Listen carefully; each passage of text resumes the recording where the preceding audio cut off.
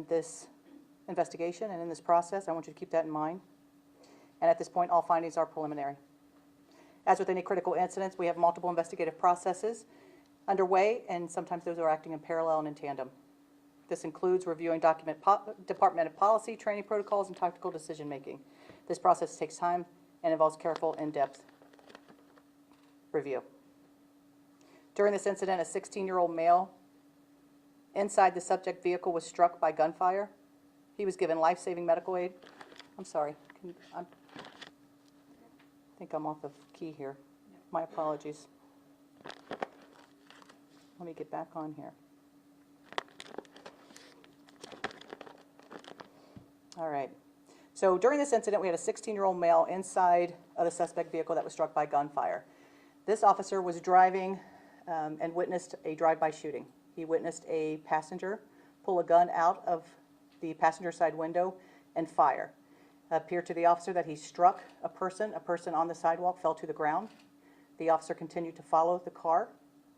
The car slowed, made a right-hand turn. The officer exited his vehicle, gave commands for the car to stop. The car continued slowly turning. The officer, giving commands again, fired 2 shots, striking the passenger side window. Again, a 16-year-old male was struck in the neck. The car continued to drive. The officers found that car a short time later on a side street where the 16-year-old injured with the injuries to the neck was located. Again, my sympathies to the family.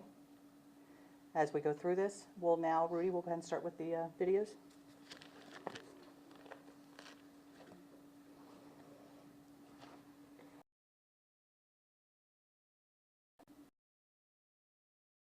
Edward 804, I'm behind a vehicle. He just shot at someone on the curb. Someone's down at North Gate in Rumberg. He's traveling east on Rumberg. Speeds are 6 miles an hour. We'll be in pursuit. I'll be the supervisor.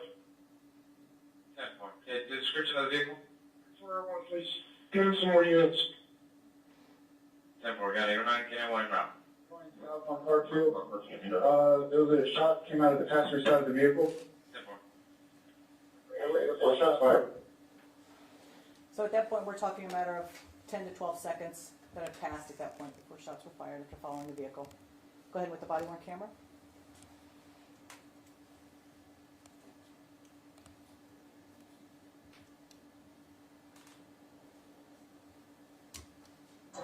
And you have troops in the area of Rumberg. Stop! Austin, please! Right now.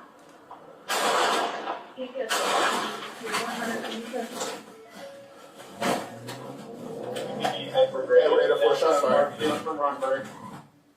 You can see he's keeping his gun out because at that point you don't know what you have, right? And so for safety measure, you keep your gun out and at the ready when it needs to be. Again, this is a situation where he felt that car was a danger. The person inside was a danger. He witnessed him fire his firearm and what he believed was shoot somebody. Afterward, it came that there was no one hit. Looks like that person just dropped to the ground due to the gunfire. We're still searching for that person as well. Do we have another video? This is the in-car camera.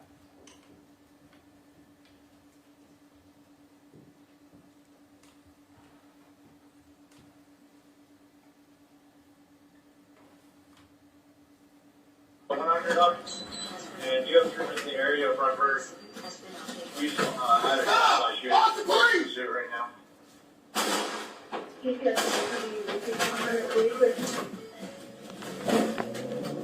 Maybe Edward Radio down South Parkfield from Rumberg.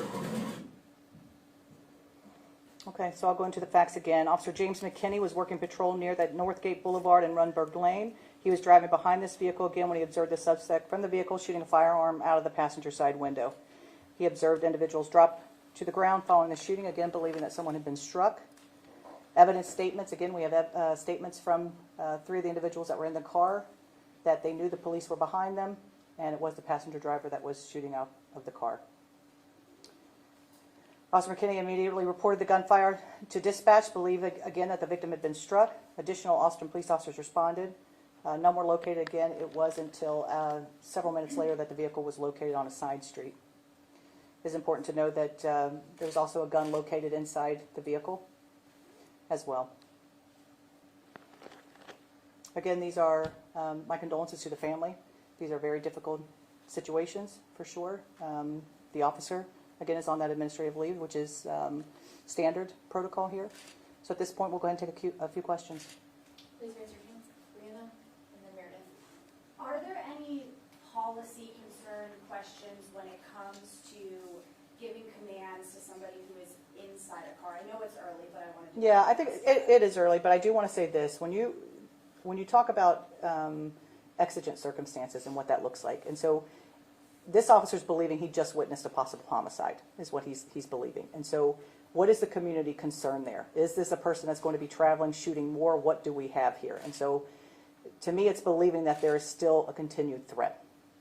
So again, very early in the process, but you know, when I'm looking at this and looking at all the things I know, there was still a threat in his mind that this person could either, if they got away, could shoot someone else. Were they coming back around to shoot the person that they had just shot at? What was going on inside that vehicle? Meredith, and then to the right. Before he shot, was he trying to pull the car over? Like, I don't see lights. No, he was just doing patrol. So he's just doing patrol when he gets behind this car in this neighborhood and witnesses this. You can see as he moves forward, he did not put his lights and sirens on. You can see him in part of the camera where he attempts to push something. I think he puts his lights on, his overhead lights on. But the people in the car did say they knew the police were behind them, but his lights and sirens were not activated. And then I just wanted to verify, it was 2 shots that the officer fired? Yes. Okay, and then also sort of following these officer-involved incidents, including the 6th Street altercations, which I know that we're not talking about today, I just kind of wanted to ask what APD is doing kind of with the public transparency as well. Well, we're here today. I mean, this has been, what, 3-4 days after the incident? The 6th Street incident is something that investigation has to play out. There's due process involved there. And as soon as we can, we will absolutely get in front of you with that. Meredith? There were a total of 4 people in the car, is that correct?